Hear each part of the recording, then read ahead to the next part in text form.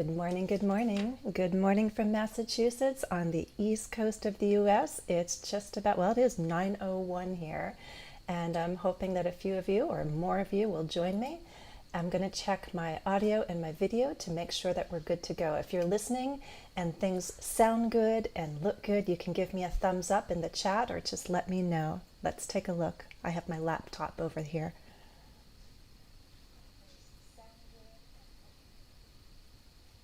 I think we're in business. Do you know that expression? I'll put that in the chat. I think we're in business.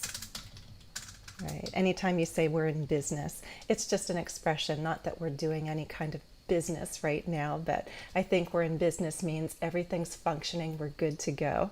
Monsoon, thank you very much. Jasmine, Monsoon, and Julia, thank you for being my early birds today. My early birds showed up and they were waiting.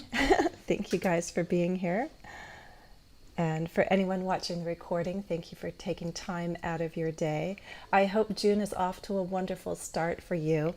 I had some computer problems in May, and that was a whole drama, but mostly they've been resolved. Something interesting happened though this week, especially yesterday, as I was preparing for the live stream. And I'll share that because I think it could be a good one for listening, and two, maybe we can go over some technology related vocabulary quickly before we get into our main topic, which is conditionals.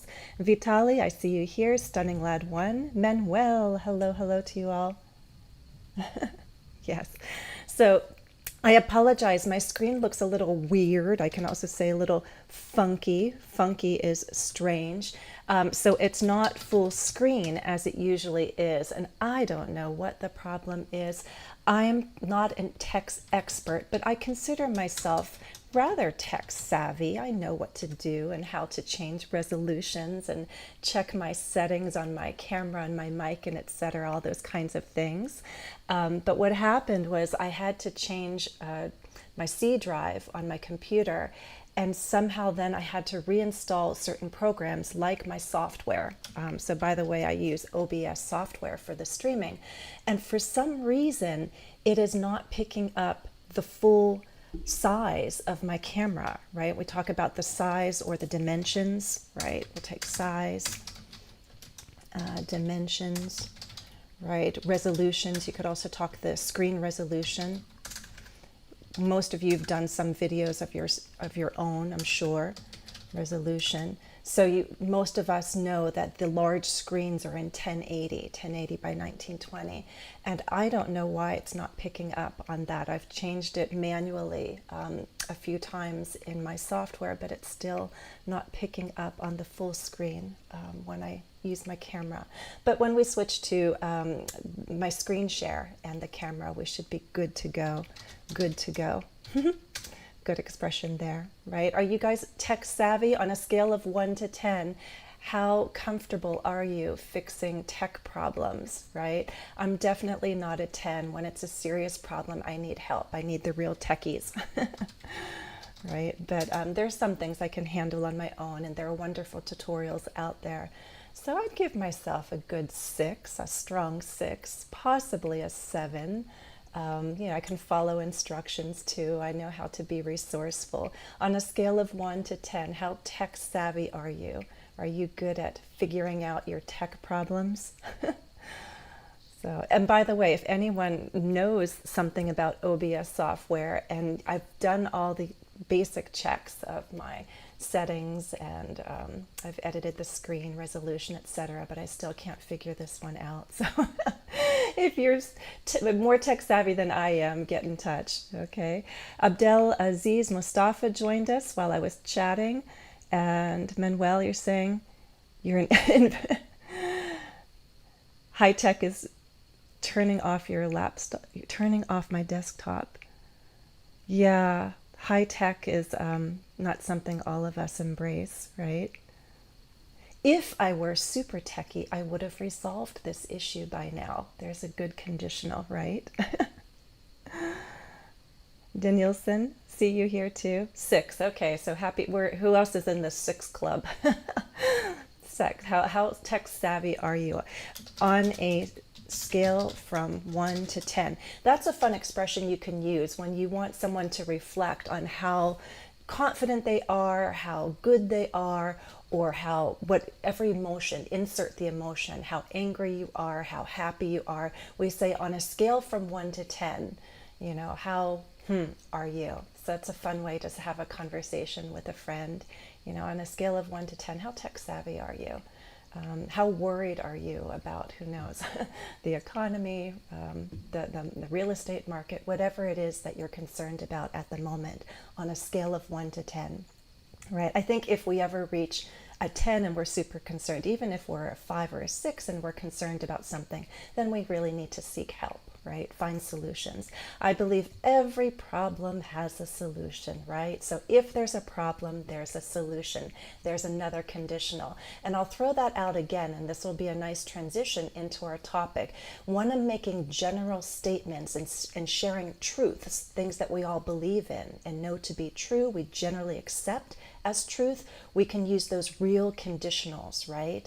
If there's a problem, there's probably a solution. If a problem comes up, I'll find a solution. So real conditionals, right? We could stick in the present if it's true all the time. If there's a problem, I'm sure there's a solution. It's like saying when there's a problem, I'm sure there's a solution. Looking to the future and knowing about a likely result, we can say, if there's a problem, I'll find a solution. That also is a real conditional, but it's real and likely in the future. That's why I shift to will. In the other case, I'm speaking in a counterfactual sense. I can't change reality, especially the past. So the fact is, I'm having this computer issue, this screen issue. If I were more tech savvy, I would have solved this problem by now. Am I a 10 on a scale of 1 to 10? No, I'm about a 6, sometimes on a good day a 7. If I were more tech savvy, I would have solved. Did I solve it yet? No. If I were more tech savvy, I would have solved this problem by now. Monsoon is a 7. Techies, people who know technology. So tech savvy is knowing, right? You know about technology. So if you're tech savvy, you are familiar and you have good knowledge of technology. It's always wonderful to have some techies in your network, you know, people that you can turn to. I actually recently found out my chiropractor, who I recently started going to, is also very tech savvy. So now I know I can turn to him too. He's a techie. You're talking about your biography already, Manuel. Well, start writing that biography. Computers can definitely be annoying, but if we have a problem, we need to be calm, right? There's another real conditional. If we have computer problems, we need to remain calm, right? That's a general truth. Every problem has a solution, right? Wow, 10 out of 10 when? And turning... Yes, okay, simple technology, we're all a 10, right? We know how to operate our lights, our microwave, things like that. Oh, a computer, not computer. Sometimes the TV can actually be quite complicated. When I was growing up as a kid, TVs had like 3 channels, right? I don't know how many of you are in my age range, but the TVs were very simple as a kid. It's just keep on, off, you had volume. And then we had like 3 stations, so changing the channel was very easy. You learned that quickly. But today, of course, turning on a TV can be quite complicated. You might have multiple remote controls, and it's actually not that easy to turn on a TV in 2025. Do you agree? My hippo is here. Hello. Okay. If Monsoon, if you are good, so I want you guys to think positively, right? You could say, if I'm good at English, I can solve problems in English. If you feel that you're not at the level that you want to be, then you could use were. Remember, when we're speaking hypothetically, we use were for all subjects. If I were, if you were, if she were, right? So if I were at level C2, I would be able to explain the situation, you could say. So are you at C2 yet? No, not yet. You're getting there. If I were there, right? But I'll tell you, even at C2, there's always more to learn. Okay? If there's an issue, I'll try to figure it out. If I put my mind to it. Yes, if you put your mind to it, you can solve anything, right? I love those real conditionals for positive statements. There's a condition and there's a result. If you put your mind to it, that's a good expression. Learn that from Vitali. If you put your mind to it means if you focus, if you direct your efforts, and you'll find a solution. If you put your mind to it, you can always find a solution. And we'll get there with inversion. Manuel's jumping ahead. Thank you. Should you come to Boston, I would like to know. The inverted conditionals are a bit more formal.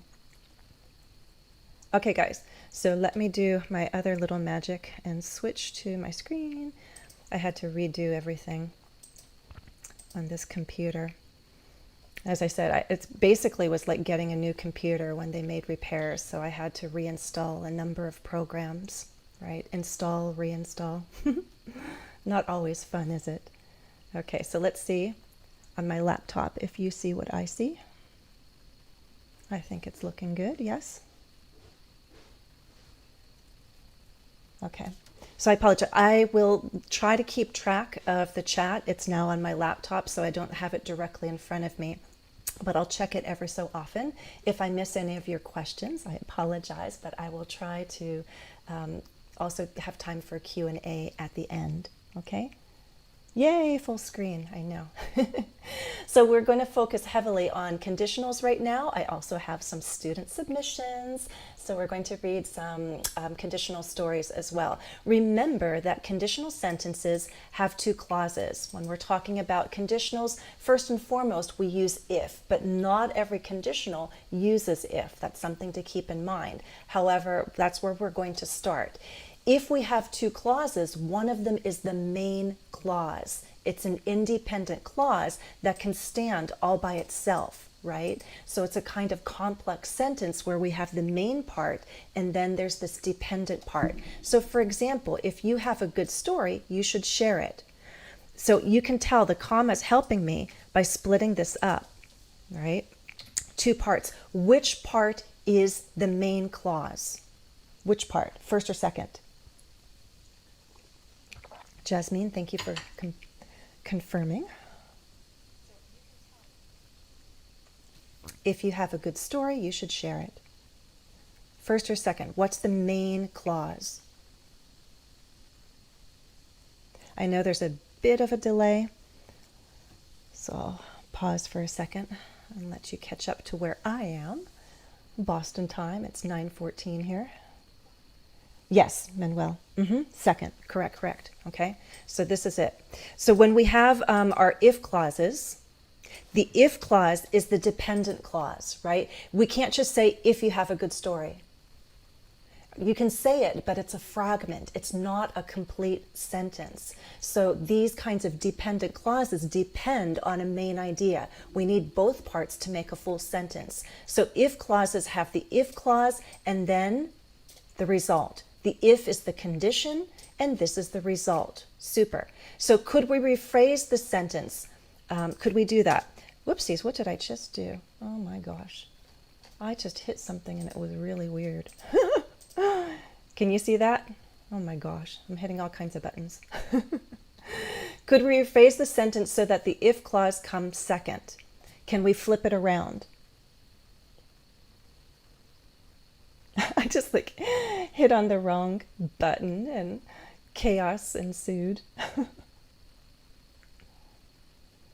No worries about mistakes. We're learning together. Mistakes are just opportunities to learn and correct our understanding. Okay? So what happens if we flip it around? If we take this and make it the first part, first thing we'll do is we'll capitalize. And also keep in mind what happens. What are pronouns? If we have a pronoun, right, and this made sense because it refers back to story, but now we have here it, and you're like, what's it, right? Let me make sure I do this. Okay. So let's talk about what it is. It's a good story. You should share a good story, or you could say, there's a couple ways we could do this. You should share it, provided that you have a good story. That's nice, Julia, and I like that you considered an alternative to if, provided that is a way of forming a conditional. You wrote, you should share it, but same thing. Remember, pronouns make sense if people know what you're referring to. If you haven't given context, then you need to explain. So in this case, you should share a good story if you have one. You could do it that way. You could also say you should share a story if you have a good one, right? Everyone has a story, but you have to choose the good one. Some are more interesting than others. You should share a story if you have a good. I like good here. You should share a good story if you have one. I like that one. Okay. Look what happens with punctuation, by the way, with our conditionals. When we start with the conditional, the condition is first, the dependent clause is first, use a comma. All right. When it comes second, the comma is not needed. So most writers do not use a comma that way. Okay. Super. Now, bigger challenge here. Okay. Which conditionals below are unreal? When I say unreal, it means I'm imagining something. It's hypothetical. These are more about the present and future. Counterfactual could be about the past. So when conditions are unreal, something happens to those verbs. I'm going to pause for a moment and give you time to think. Look at A, B, C, D, E. Which ones are unreal? I'll be quiet. You think.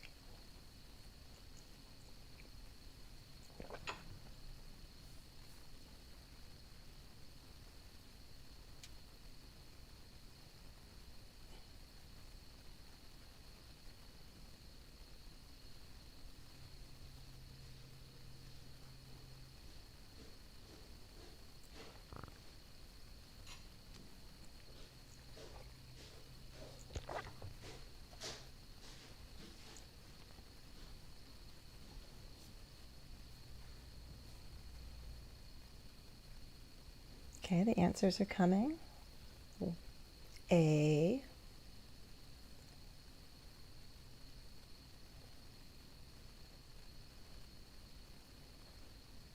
There's definitely more than one.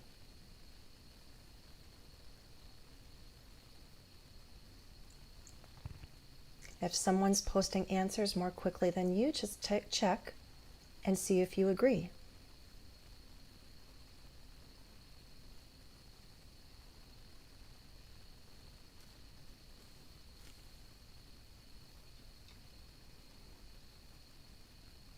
Okay, the answers are coming in. Are there only 3? Are there more?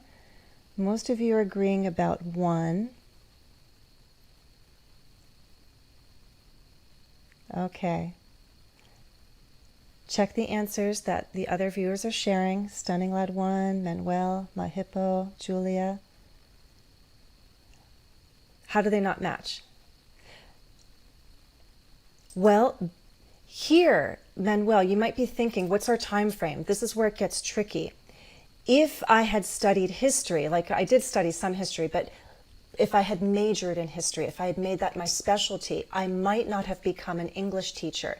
This is not about the present. Becoming is something happened in the past. You could say, I might not be an English teacher today, might not be, but I chose become because that's something. What did I become? What profession did I choose? I might not have chosen teaching as my profession. You can think of it that way. So this is past and this is unreal. So if I had studied, I didn't, I might not have become, but I did become an English teacher. This is unreal. Okay? In fact, so I did study languages and education. So if I had studied history instead, I might not have become, I might not have chosen teaching as my path. So that's past, and I'd call it counterfactual, okay? Our teacher rewarded us with a sticker if we answered a hard question correctly. This is true. I had a high school teacher who would quiz us on it was like religion and history, and he would give super stickers to us if we answered correctly. It was so exciting to get a super sticker. There are these big, not little stickers, big stickers. And you could put it on your shirt with pride, like a badge. So this is what he did. He rewarded us if we answered a hard question correctly. Sometimes people have it in their mind that if conditionals about the past are always unreal. Not so. We can talk about patterns, things that happened regularly, things that were expected back then at some past point. So I can use the simple past and this type of conditional. That's real. I'll be so happy if you can come and visit this year, right? I'm looking towards the future. This is real and likely. Real and likely. It would be amazing if my elementary school had a reunion. To my knowledge, we've never had one. So we won't have one, but if we had one, it would be amazing, right? So this is hypothetical, right? Hypothetical. I'm just imagining the possibility. If I really think it's possible, I could switch it to will and think for a moment how that will sound. It will be amazing. Or the contraction it'll be amazing if my elementary school has a reunion. I can shift to future and real and likely if I'm confident about this being a real possibility, but I doubt that it's really going to happen. That's why I'm going to shift into that past. That's an unreal statement.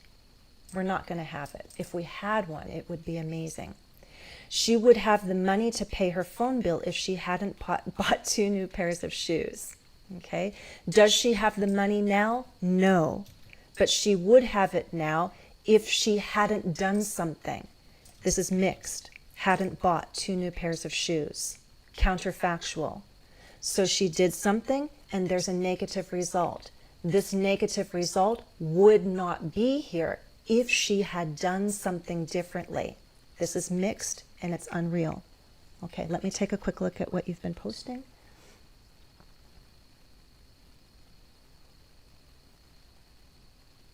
Yeah. Okay, Julia, you should share it provided that you have a good story. I said that was a good one. If I were in America, I would have. So remember, with the would have done, would have seen, we need that third form, which is the past participle. So Jasmine, what form do you need? I would have not meet, but met. I would have met you by now, right? If you were here right now, maybe we would have met by now. You could say, you should share a good story as long as it... Manuel, you're mixing real and unreal. You should share a good story as long as it has a happy ending. But I love your use of as long as. So look at Julia and Manuel. They're throwing out possibilities other than if. Provided that, as long as. Provided that is a little bit formal. As long as you could use in conversation, right?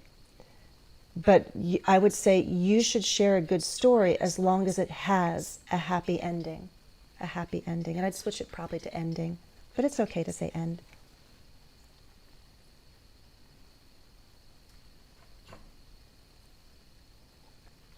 Stunning Lad 1 is commenting on the benefits of history. Yes. If my elementary school had a meeting, it would be amazing. Be careful, Manuel, not to combine 4 and 2. That's another grammar topic, but I'll comment on it because it's a fairly common mistake. When you talk about what you're doing and why you're doing it for purpose, you can say for what or in order to do what, but don't try to combine 4 and 2 together. Like we're going to talk about conditionals in order to understand them better. To understand them better. I would not say we're going to talk about conditionals for to understand, right?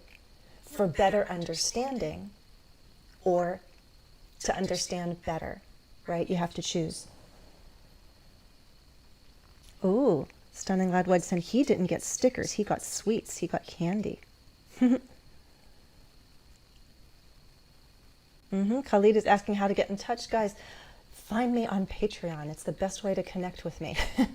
If you join the membership program, guys, my lifelong learners will tell you I'm very accessible. There's a Q&A board. We have live Q&A segments during our live meetings. So it's a great way to get answers to your questions. Just visit my website, englishwithjennifer.com, and you'll learn everything you need to know about that Patreon community, okay? Best way to connect. Past condition, present result. Okay. Yes, Vitali. You're picking up on the mixed conditionals. Carla, hello to you. Okay, have I lost anybody? Hopefully not. Okay. If you're keeping up with me, it means you can probably handle the Patreon membership program. It's B2 and higher. So if you're enjoying this live stream and you want to take it to the next level, consider joining as a lifelong learner. And that way you'll get even more. That's when we have mics and cameras on and you can actually talk with me and I can see you too. You did a great job. So we know that conditionals have two parts. We have the condition and the result. The condition is the if clause, it's dependent. The main clause is the result. That's the dependent clause, right? Our conditions can be real or unreal. I know a lot of you studied 0, first, second, third, and mixed. It's fine if that works for you. Personally, I just keep it in my head that there's real and unreal. And you never mix those, okay? Real or unreal. But you can mix time frames. You can, okay? So you got to be careful. All right, pronunciation-wise, I just want to come back up here and show you what I did. I used these slashes. One slash is a short pause, double slash follows the end of a statement. These are thought groups. Complex sentences like conditionals very nicely organize themselves, usually into two thought groups. So we know where to breathe, where to pause. If I had studied history, I might not have become an English teacher. Most people would say this with a pause and a breath in the middle, right? We know that statements end with falling intonation, but in the middle, by the way, there are two possible patterns at least. Some people do a gentle rise, a low rise. If I had studied history, I might not have become an English teacher. I often do what's called like a fall rise, like If I had studied history, if I had studied history, I might not have become an English teacher. If I flip it around, we still have two thought groups. Now, if it gets really long, we could break up the clauses even further. Our teacher rewarded us with a sticker.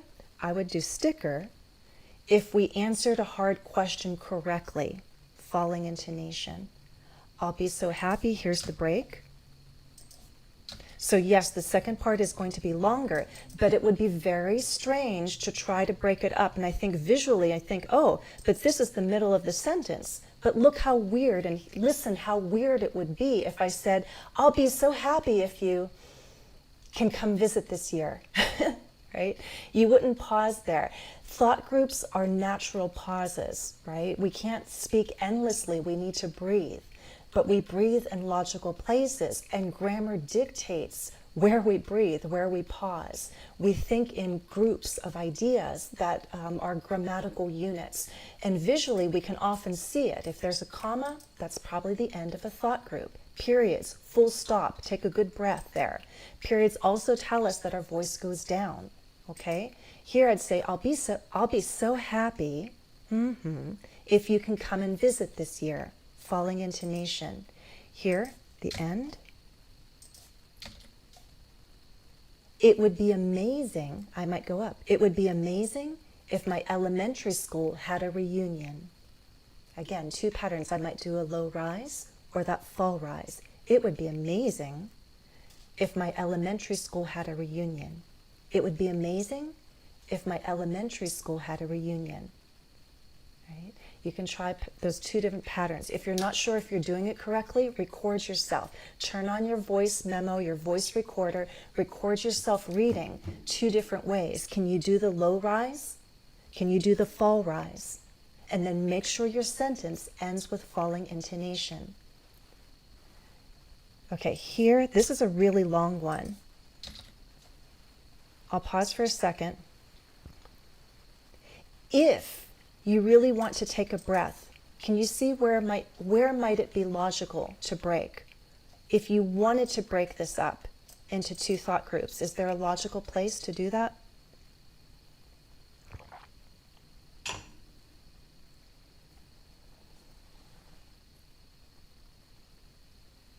Samir, you're welcome.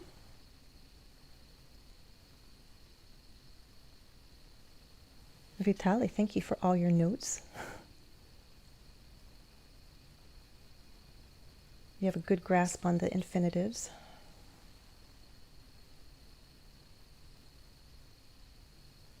Manuel's doing an inverted.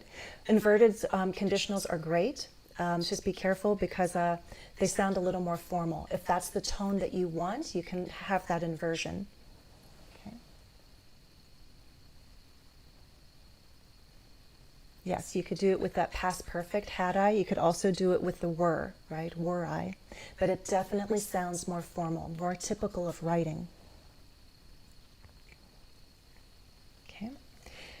If I wanted to, I might hear, right after money, what kind of money? Because you could say,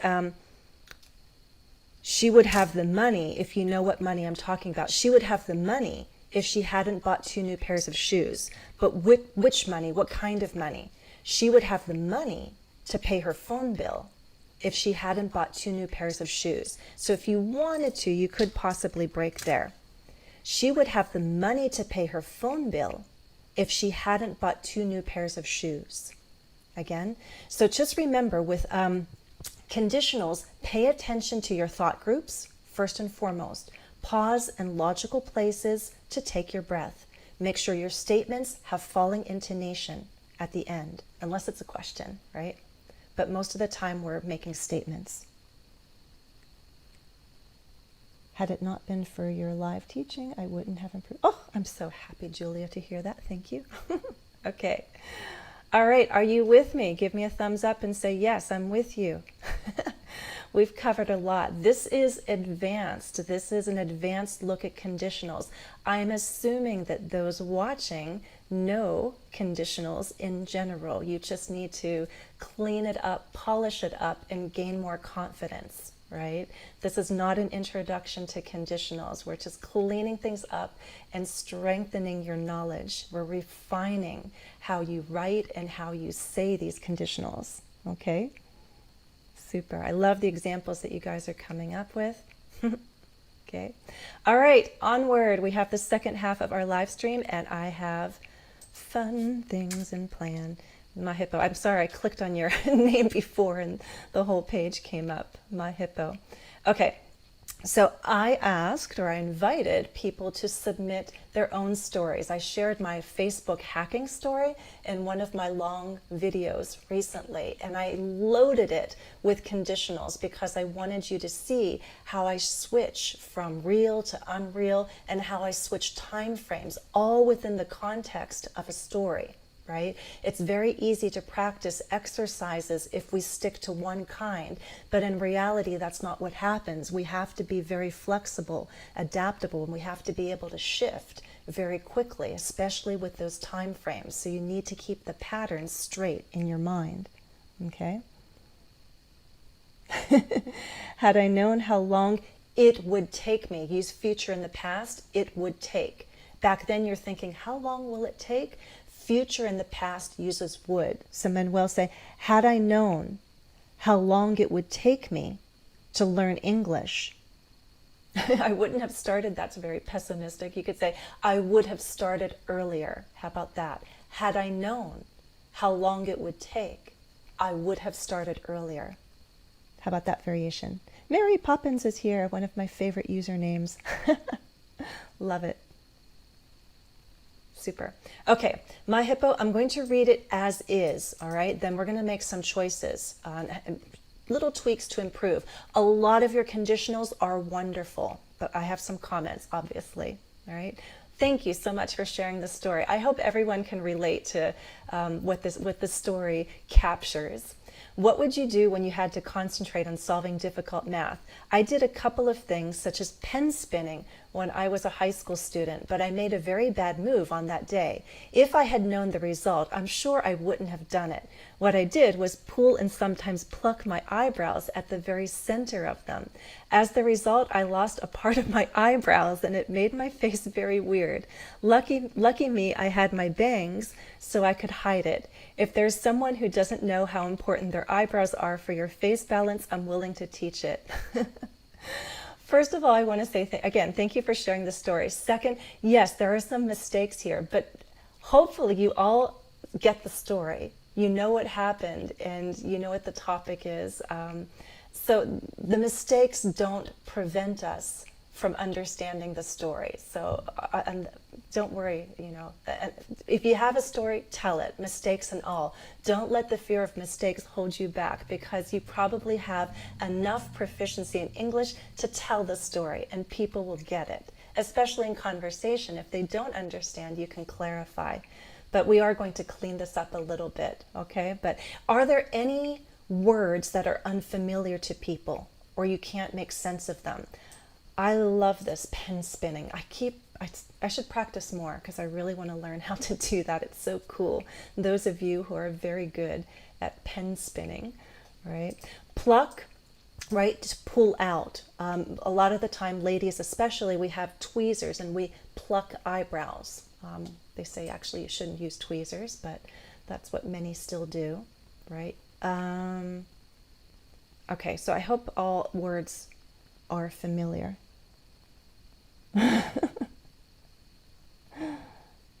I wouldn't have made so much headway progress language-wise. Oh, I like that expression. I wouldn't have made so much progress, so much headway. Okay, what would you do when you had? If you're talking about the past, like if you're assuming that you're talking to adults, you could say, what did you do when you had to solve those problems, right? Because we all took math in elementary school and high school, and all of us faced some difficult math problems. So you could make it that kind of statement about the general past that all of us share. What did you do when you had to? But maybe people didn't solve difficult math. Maybe for them it was easy. You might switch this to an if, right? When is assuming everyone had this situation. What did you do when you had to solve difficult math problems? What if we switch it to if? What would you do if you had to concentrate on solving difficult math? And I might specify problems. What would you do, hypothetically, if you had to concentrate on solving difficult math problems? This could work if you want to talk hypothetically. If you want to shift back to a past experience that most of us have shared, then I would not do hypothetical, I would treat it as real. What did you do? And you can go back to when now, because it's a real conditional. When and if are very similar when we're talking about real situations, past or present. What did you do when you had to concentrate on solving difficult math problems? And I think I do prefer this because you're talking about your past experience and you want to see if people can relate. Did they do something similar? What did you do? Why are these? No, I'm not going to change that. Again, you don't have to accept all suggestions that AI gives to you. I did a couple of things, such as pen spinning when I was a high school student, but I made a very bad move. You said on that day, be careful with reference words. I don't know which day you're talking about. So I would mention it was just a day, one day. I made a very bad move one day in the past, because it's the first mention of this day. If I had known the result, I'm sure I wouldn't have done it. Super, right? The fact is you didn't know, and the fact is you did it. What I did was pull and sometimes pluck. Very nice. This is a very advanced structure, very nicely used, right? You're using a WH cleft at the beginning. She's focusing on what she did, pluck. What I did was pull and sometimes pluck my eyebrows at the very center of them. We don't say as the result, the phrase is as a result. This is a very good transition, right, from what was done and what the outcome was. As a result, I lost a part of my eyebrows. You could say I lost a part. You could drop that. I lost part of my eyebrows, and it made my face what? We're missing a verb. Look very weird. You could say lucky for me. You could also say luckily, like fortunately.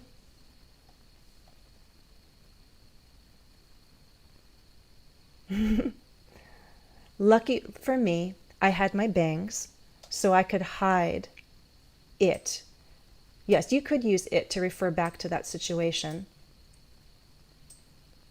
You could also specify what it was. My mistake, my... maybe like that. You could say, I'm a mistake. But I made it look very weird.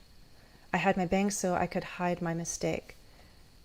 If there is someone is not wrong, but the better choice is a little different because it could be anyone, right? Someone is a bit more specific. You're saying if it's at all possible that anyone out there doesn't know, if there's anyone who doesn't know how important their eyebrows are for your pets. I know what you mean, but I'm trying to think of this more natural way to say it. But there are to balance. Maybe like are to balance the features of your face. I might say it that way. It takes more words, but it's clearer. If there's anyone who doesn't know how important their eyebrows are to balance the features of your face, your facial features, let's try that. Balance your facial features. Now we're cutting down on words. I'm willing to teach it. Well, you don't teach it, but maybe explain. I'm willing to explain. How about that? If there's anyone, and we could use another contraction.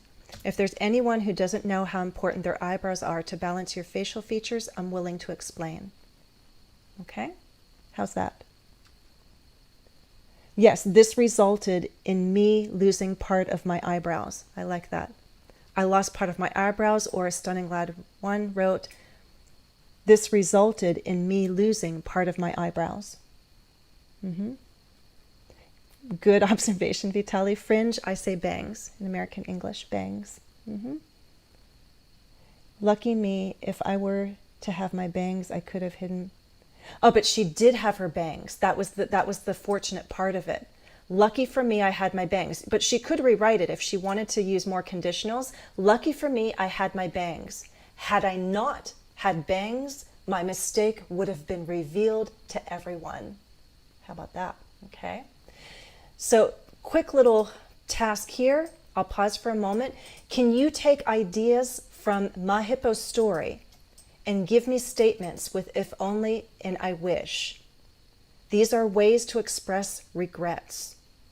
Can you take these ideas and give me examples with if only and I wish, keeping in mind those regrets are counterfactual. Shift your verbs.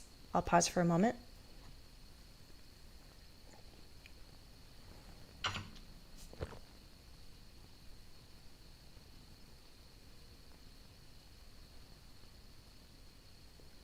I like that variation, Vitali. I made a very bad call one day. But the point is, if you make a call, that's a conscious decision. She wasn't aware of what she was doing, right? She wasn't aware. It was unconscious.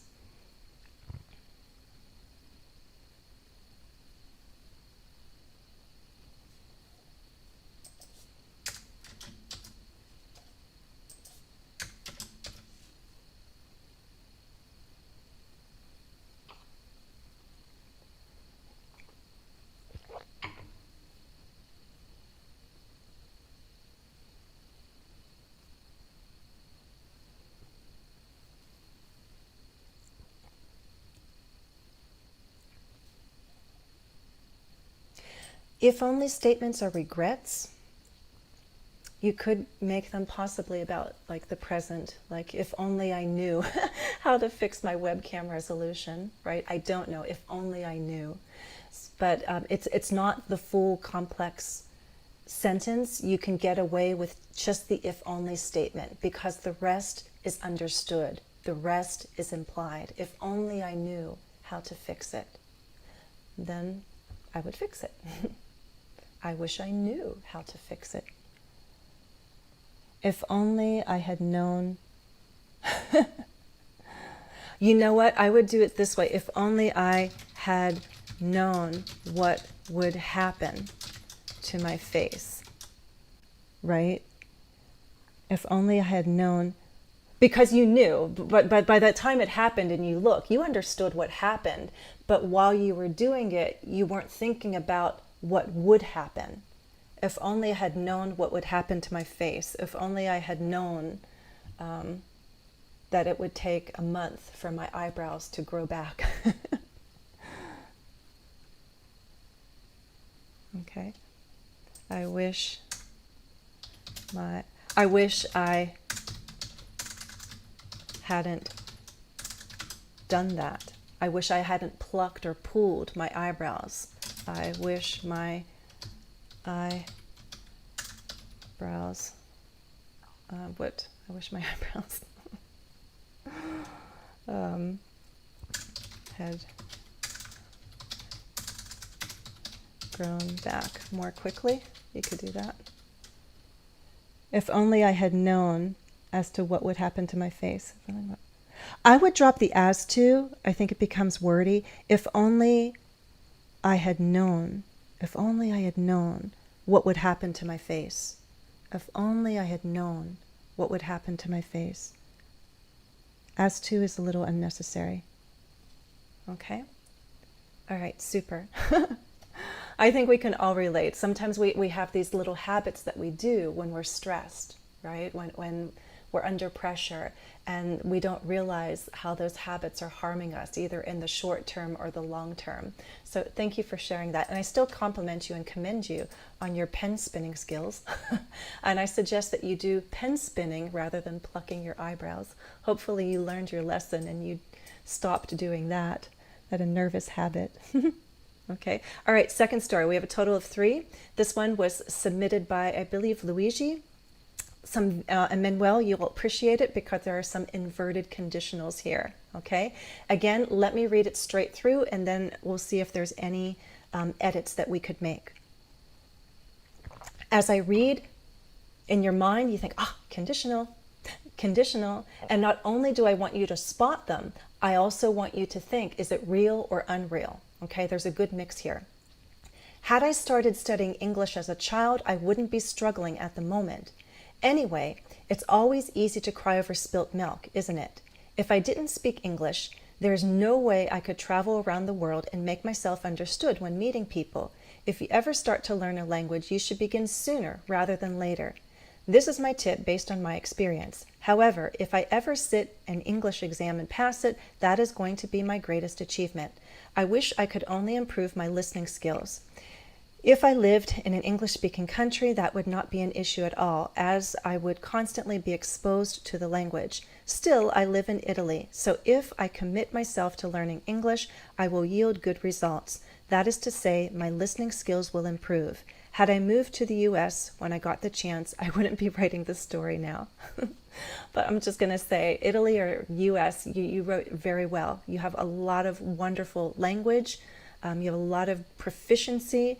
And again, nothing is misunderstood, right? I think your command of English is really, really good, especially conditionals. Oh, I love Vitaly, your last example. I wish I'd known what my face would end up looking like. Would end up looking like. I wish I'd known what my face would end up looking like. Period. Then I'd never have done it. Okay? Super, thank you. Had I started studying English as a child, I wouldn't be struggling at the moment. Unreal, correct? This is inversion. For those of you who need a reminder, inversion, had I, verb, and then subject is if I had started. It's more formal, it's more typical of writing, but Luigi used this correctly. Had I started studying English as a child, I wouldn't be struggling at the moment. Past, condition, present result. This is a mixed conditional. Very good job. Anyway, it's always easy to cry over spilt milk. That's fine. In the US, just so you see it, oopsies, we do spilled like that. Okay, that's British, I believe. Isn't it? But I like that expression, right? After you spill milk, you can't do anything about it, so there's no reason to cry. It's a nice expression. If I didn't speak English, there is no way I could travel around the world. I would drop this. I would say, if I didn't speak English, there wouldn't be any way I would just drop it. And I like this use of couldn't. How about that? If I didn't speak English, I couldn't travel around the world and make myself understood when meeting people. I love that you reduced this instead of when meeting. Very nice reduction. Unreal again. Present. He does speak English. He can travel. If you ever start to learn a language, you should begin sooner rather than later. He's switching into those general statements, right? It's a general truth, so you can stick to the simple present. We can also use modal verbs like should. We're giving advice. If you ever start to learn a language, you should begin sooner rather than later. This is my tip based on my experience. However, if I ever sit, you can correct me, those of you who know British English better than me. I think you sit for an exam, but I'm going to switch it to what's more familiar to me. If I ever take an English exam and pass it. So in American English, you take an exam, right? And then you pass it. Hopefully, don't fail it. British, you might sit for an exam. Is that correct? If only I'd known enough English, I would have gotten a better salary. Good example. Love it. Okay. If I ever take an English exam and pass it, that is going to be my greatest achievement. I love how this is phrased. Okay, if I ever take. It is real, but ever is being used to suggest a lower degree of possibility. And yet it's still real because we have the simple present. If I ever take an English exam and pass it, that is going to be. This is a prediction for the future. We can use will or going to. Remember that, will or going to for a future prediction. That is going to be my greatest achievement. I wish I could only can be moved. I would move it here. I only wish, like I'm happy with everything. I only wish I can improve my listening skills. If I lived in an English-speaking country, that would not be an issue at all, as I would constantly be exposed to the language. Nicely written. I don't think you need still. I would just start. I live in Italy. So if I commit myself to listening to English, I will yield good results. I understand it. I'm not going to say that it's incorrect, but usually efforts yield results. Or a situation yields results. I don't think people necessarily yield results, as I would phrase it differently. I live in, so I commit myself, how about, if I commit myself to listening English, let's say my efforts will yield good results. Or you can say, I'll achieve good results, right? That would be more everyday English.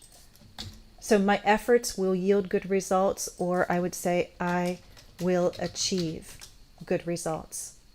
That is to say, my listening skills will improve. Had I moved to the US when I got the chance, I wouldn't be writing the story now, right? Which means that he had an opportunity in the past and he didn't move, and now he is writing the story.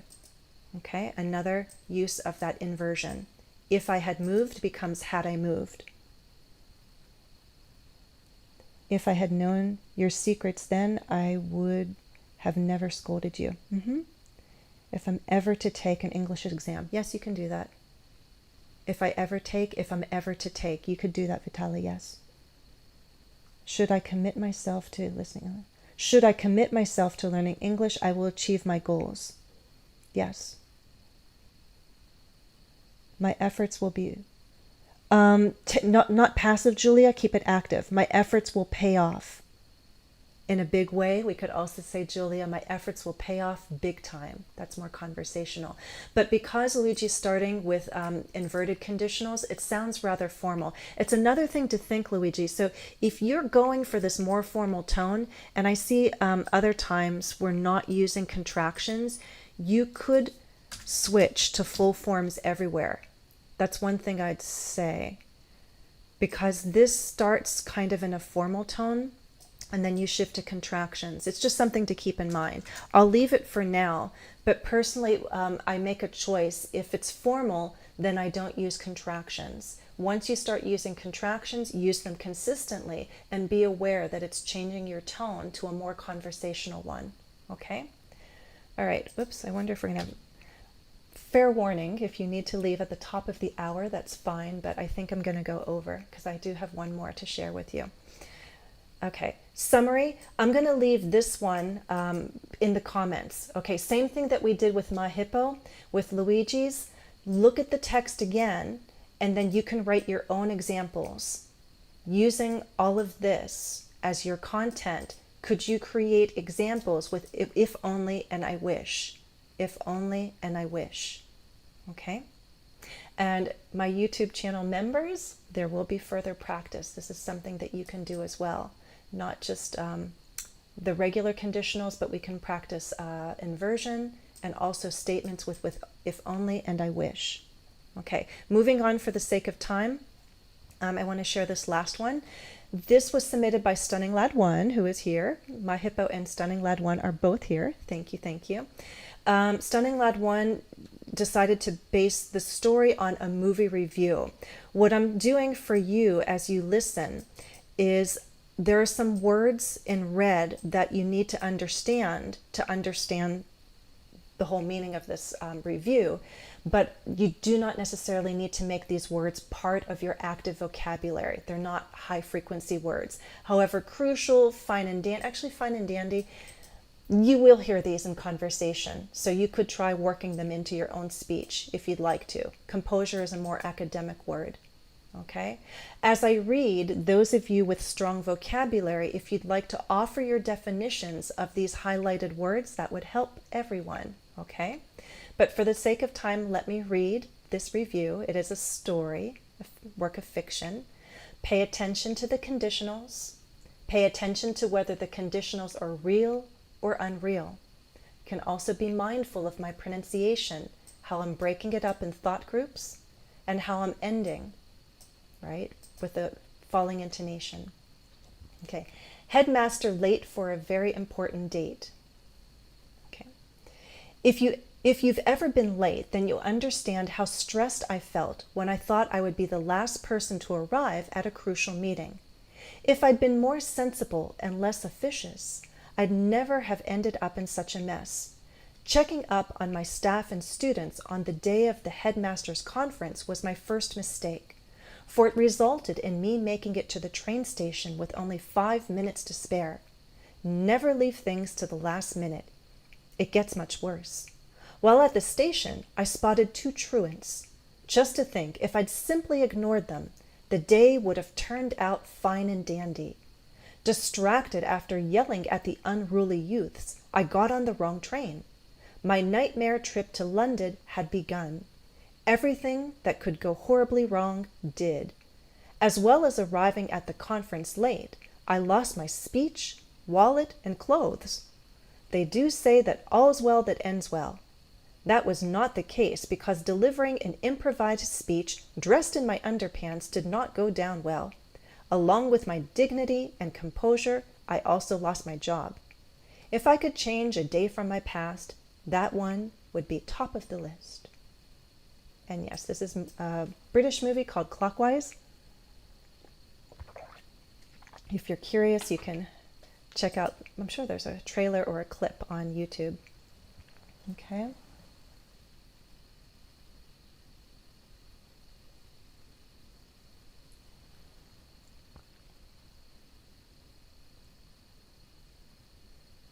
And I'm going back to your will achieve. If you put in efforts, you will achieve. It's a real conditional. Okay, Vitali, thank you for helping for the vocabulary. Truant, yes, is a student, right, who misses lessons, right? They're absent from school. Truant. If they're being truant, I think we could also use an adjective, correct?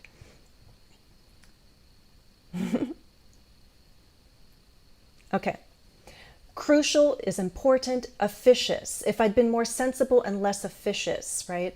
Officious is someone official, like I guess telling people what they need to do. If I'd been more sensible and less officious, so worried about what's right and what's wrong, I'd never end up in such a crucial mess. So you spotted the two students who were skipping school.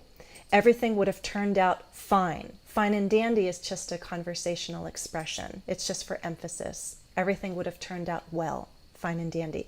Unruly, they're not behaving the way they should, right? They're not cooperating. They're not following the rules. All's well that ends well is another expression, right? When everything turns out well, at least everything is now fine in the end. All's well that ends well.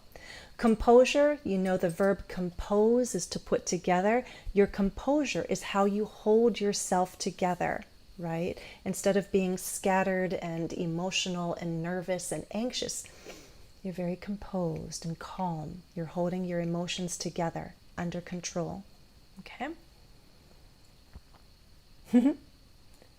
Oh, good job, Vitaly. You know that truant, play hooky. We say hooky, okay? Good conditionals here. If you've ever been late, then you'll understand. Real conditional or real conditional, then you'll understand. Ever, just to emphasize, you know, in your general past experience, has this ever happened to you? If I'd been more sensible, meaning the person was not sensible. If he'd been more sensible, I'd never had ended up, but he did end up in such a mess. Okay? If I'd simply ignored them, I didn't ignore them. Everything would have turned out fine. It didn't turn out fine. Okay, and down this one. If I could change, you can't change it. That would be top of my list. I would say at the top of my list, but that's a difference between British and American. But again, everything is clear to me. Isn't it wonderful? British, American, yes, there are differences, but we understand each other just fine and dandy. And I like the use of the contractions because it's like the headmaster is having a conversation with us. And so I think it makes it more intimate and more relatable. So I like the use of contractions. I like the tone. Okay. Good use of conditionals. Thank you for that. Same thing. Just review, guys. I would say it's wonderful to look at these stories. They're all loaded with contractions. We don't normally fill our paragraphs with this many, but this was an exercise in exploring the possibilities of expressing multiple conditions and results in different time frames. So very well done. In the final minute or so, I wanted to make a suggestion that everyone can follow. If you like movies like Stunning Lad 1, you can get inspired by the movies that you like. I was talking to my son, we like to watch movies at the theater. We also like to watch movies at home. And I had seen this movie on the airplane about a year or so ago on one of my flights. And I think I had mentioned it before, but it's so cute. Jerry and Marge Go Large. It's about this retired guy and his wife and how they learn to play the lottery and win, and then what they do with all of that money. It's a very nice story. But this site, imb.com, has movie reviews submitted by viewers, people who visit. Some are written better than others, but there are a lot of conditionals in movie reviews. So I just wanted to end by showing you an example of where you can do reading. Not everyone often gives emphasis to speaking. I want to speak better English. But please do remember that reading is so beneficial. It's so important. And if you don't like reading whole books or you don't want to read articles that are serious, think of all the fun things that you could read, like movie reviews, right? Stories are very memorable and engaging, so movie reviews are a wonderful way to read. So I'm going to quickly share my screen and go here. And by the way, I'll remind you, let me put this here, This is on my website. I'll put that here, guys. There's my movie reviews, but over here, this is the imb.com website. Okay, so you can watch the trailer of Jerry and Marge Go Large 2022 release. Scroll down and you'll see movie reviews. This one happens to have 2. Okay, so you could open up one. Actually, there's 2. Look at the movie reviews here. Great movie for us older folks. The fact that it's loosely based on what happened is the reason I wanted to see it. Most of the movies today have so many CGI to make up for the lack of it. That's one person wrote. Oh, I like this one. I think this one had an if. This movie is so much better than I expected. Let me go like this. I think if. Oh, there we go. If it's your cup of tea, you will enjoy it. What's another one? That one's not helping too much. Ah, look at that one.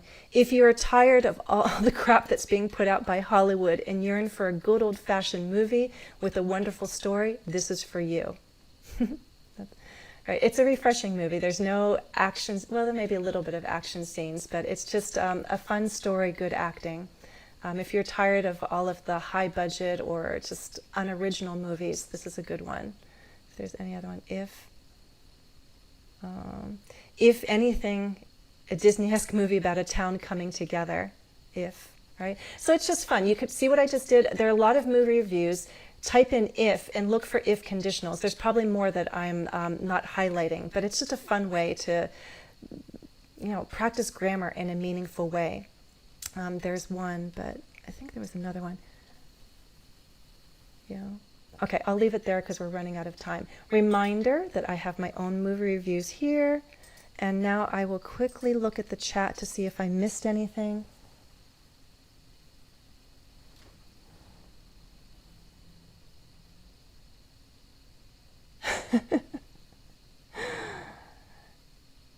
Yes. This is all just sharing of opinions is what we do, right? In language learning. All opinions are welcome. Okay. All right, guys, we will wind down. Thank you to those who stuck with me to the very end. It's 7 minutes past the hour. I hope you enjoyed this look at conditionals, where we started by reviewing how they're constructed with the 2 clauses, how they're spoken with our 2 thought groups, how we use intonation. We also looked at whether they're real or unreal, and we reviewed some of those verb forms. With the submissions, we got a look at inverted conditionals. Right? We also practiced a little bit with if only and I wish. You'll get further practice if you're a member. You're going to get a follow-up task now that I will post on the community tab. For everyone, I encourage you, check out a movie review and then do that search, the word search for if, and see which movie reviews use if. A couple of our members also used words like as long as or provided that. You can use those keyword searches too to see if people are using those. Probably not provided that, but as long as was also used in conversational tones. And then finally, you have my movie review pack if you'd like to listen to me read my movie reviews aloud and you'd like to read along. It's also a good form of practice. Okay? All right. I do want to remind you that you can join me on Patreon if you really enjoy interaction, but the cameras and mics will go on, so it's even better, right? So check out my website. Then that'll take you over to Patreon, and you can see what we're doing now and what the topic is for this month. We have 2 live classes coming up, plus office hours, plus a special pronunciation event. So there's lots going on for my lifelong learners. Thank you for joining me, guys. I'm going to sign off and wish you a wonderful month ahead. Take care. Happy studies.